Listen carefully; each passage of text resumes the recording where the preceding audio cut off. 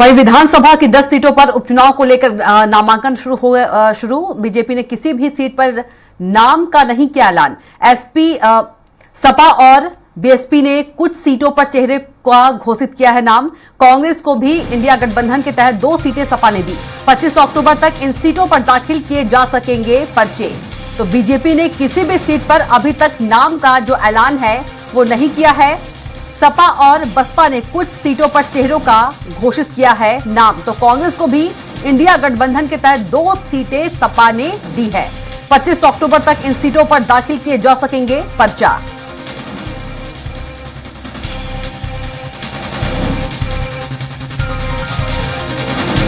तो बीजेपी ने किसी भी सीट पर अभी तक नाम का जो ऐलान है वो नहीं किया है।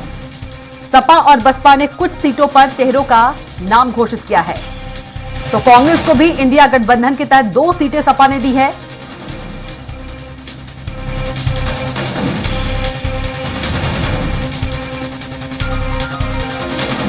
तो विधानसभा की 10 सीटों पर उपचुनाव को लेकर नामांकन शुरू। बीजेपी ने किसी भी सीट पर अभी तक नाम का ऐलान नहीं किया है। तो सपा और बसपा ने कुछ सीटों पर चेहरों का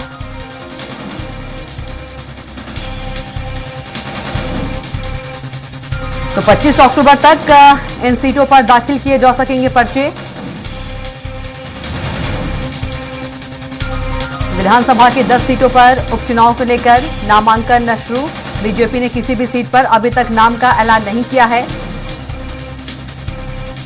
तो सपा और बसपा ने कुछ सीटों पर चेहरों को घोषित किया है। तो कांग्रेस को भी इंडिया गठबंधन के तहत 2 सीटें सपा ने दी हैं। तो 25 अक्टूबर तक इन सीटों पर दाखिल किए जा सकेंगे पर्चे।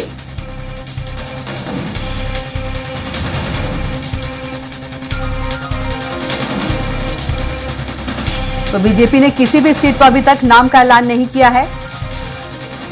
तो सपा और बसपा ने कुछ सीटों पर चेहरे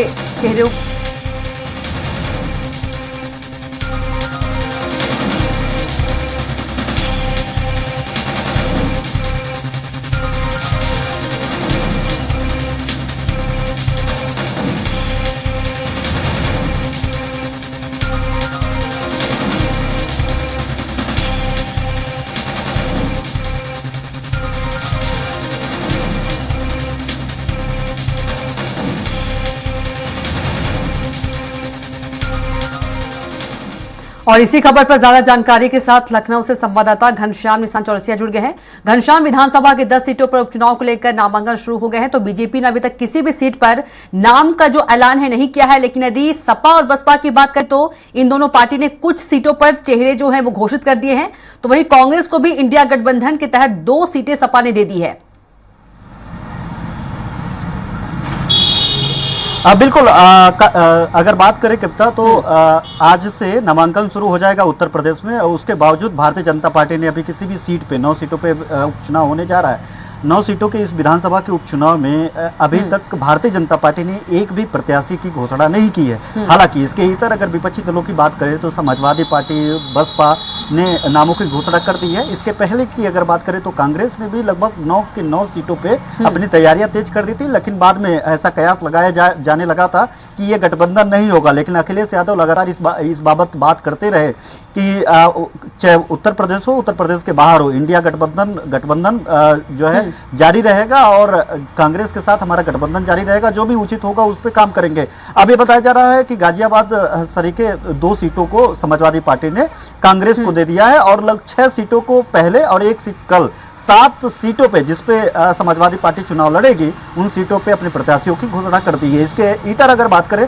बसपा पहली बार चुनाव लड़ने जा रही है, उपचुनाव लड़ने जा रही है उत्तर प्रदेश में। जब उसका शासनकाल था उसके पहले और उसके बाद कभी भी वो उपचुनाव में अपनी मौजूदगी दर्ज नहीं कराई थी, लेकिन इस बार वो चुनावी मैदान में कूदने जा रही है। तो उसने भी अपने लगभग कई प्रत्याशियों की घोषणा कर दिया है। और लेकिन Bharatiya Janata party wait and watch के मोड में था। वो लगातार इस बाबत ये देख रहा था कि जो विपक्षी दलों के जो प्रत्याशी हैं उन चेहरों को वो अनुकरण करेंगे, उसको देखेंगे। उन चेहरों के अपेक्षा भारतीय जनता पार्टी अब ये तय करेगी किसको टिकट दिया जाए, किसका टिकट काटा जाए। क्योंकि अगर देखा जाए तो उत्तर प्रदेश जो नेतृत्व था वो केंद्रीय नेतृत्व को एक-एक सीटों पे वरीयता यानी क्रमानुसार 4 लोगों का पैनल भेजा था। उन पैनल में अब केंद्रीय नेतृत्व को तय करना है कि किसको टिकट दी जाएगी, चुनाव लड़वाया जाएगा, किसको नहीं चुनाव लड़वाया जाएगा।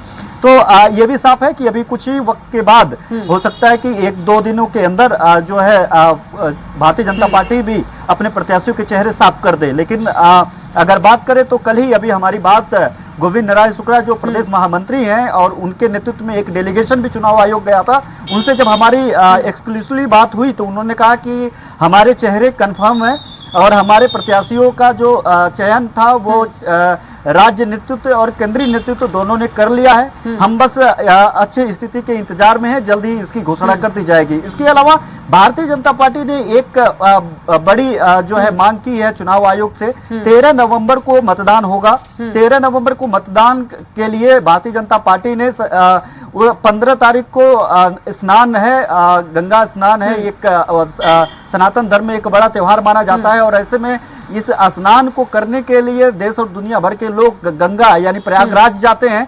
तो ऐसे में जब वो 2-3 दिन पहले, 4 दिन पहले वो प्रयागराज जाते हैं तो भारतीय जनता पार्टी ने और गोविंद राय शुक्ला के नेतृत्व में चुनाव आयोग गया। उन्होंने कहा कि चाहे भारतीय जनता पार्टी हो, सरकार हो या फिर चुनाव आयोग है, उसकी प्रतिबद्धता है कि अधिकतम से अधिकतम वोट प्रतिशत में मतदान हो, ज्यादा से ज्यादा मतदान हो।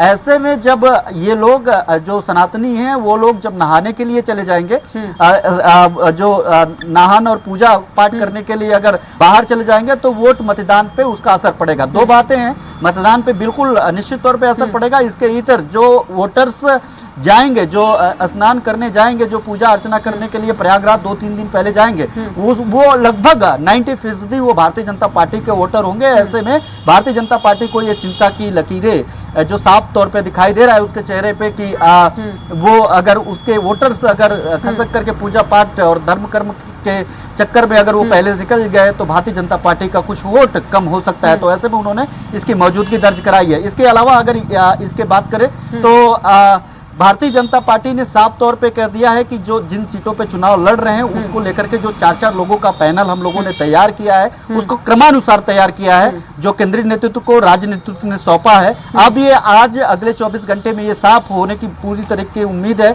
कि वो किसको वो टिकट देते हैं, किसको टिकट नहीं देते हैं। क्योंकि उत्तर प्रदेश में इस उपचुनाव की कमान खुद मुख्यमंत्री सीधे योगी आदित्यनाथ अपने कांधों पे लेकर रखा है। चूंकि लोकसभा चुनाव के दरमियान कविता ने हम लोगों ने देखा कि उत्तर प्रदेश में सबसे बुरी स्थिति भारतीय जनता पार्टी की रही। जो उनकी उम्मीदें थी, उम्मीदों से कहीं कम 33 सीटों पे सिमट गई। पिछली चुनाव में 62, उसके पहले अगर बात करें तो 65 सीटों पे उन्होंने जीत हासिल किया था। तो ऐसे में सीधे औहदे में गिरी भारतीय जनता पार्टी। अब लोकसभा चुनाव के बाद विधानसभा में और आगामी 2027 में जब फुल प्लेस चुनाव होगा उसके पहले ये सेमीफाइनल मान करके चल रही है। जो बीजेपी जो है काफी समाजवादी पार्टी जो है कैंडिडेट्स के जो नाम है बड़ा दल बन करके उभर करके बिल्कुल जो बीजेपी है काफी सोच समझकर जो है कैंडिडेट्स का नाम जो है घोषित करेगी। चलिए, तमाम जानकारी के लिए घनश्याम आपका बहुत ही धन्यवाद।